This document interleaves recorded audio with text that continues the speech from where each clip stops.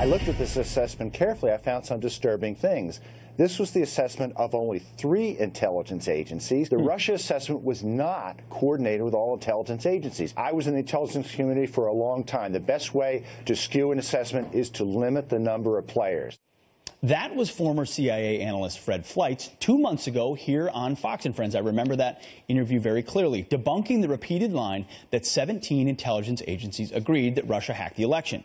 Now that the New York Times and the Associated Press are backtracking on their 17 agencies reports, we asked, why did it take so long for the press to tell the truth? Fred Fleitz joins us now. Fred, good morning. Thanks for being here. We remember reading your op-ed at foxnews.com on May 12th. A couple days later, you came on this program and laid it out very clearly that just the fine print showed this was not an assessment of all 17. First of all, why did you sort of discover that? Why is that important, and what does it mean? Well, Pete, there's certain procedures to write an assessment like this. All intelligence agencies are supposed to weigh in. Only 3 agencies did. And we found out from a former director of National Intelligence, Clapper, a hand-picked group of 12 analysts wrote this. That's extraordinary. At the CIA, there are hundreds of experts who should have had a hand in this. And one final thing, which we discovered after I was on the show before, we learned from FBI Director Comey that the conclusion in this assessment that Russia intervened specifically to help Trump win was based on logic. It isn't based on a piece of intelligence. That means this group of analysts who were chosen through some mysterious process, this is their opinion.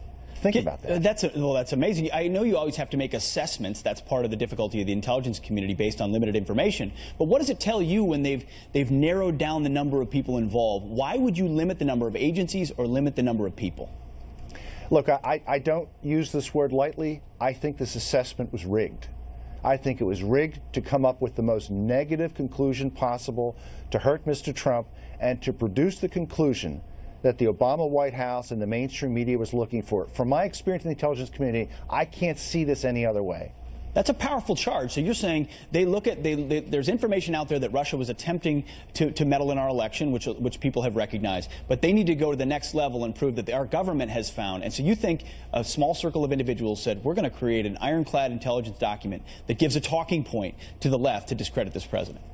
I think that's the case. Did Russia hacking affect the election in some way? Look, I don't discount that. But did Russia intervene to help Trump win? There's no evidence of that. That's a key Democratic talking point, and frankly, I think it is something that was fabricated by intelligence agencies to hurt Mr. Trump by the Obama administration and by pro-Obama intelligence officials. Absolutely. That's as bad as it gets, if indeed that is true, and it looks like it is based on your reporting. Real quick, why did it take so long for the New York Times and the AP, for these outlets to figure this out and retract it?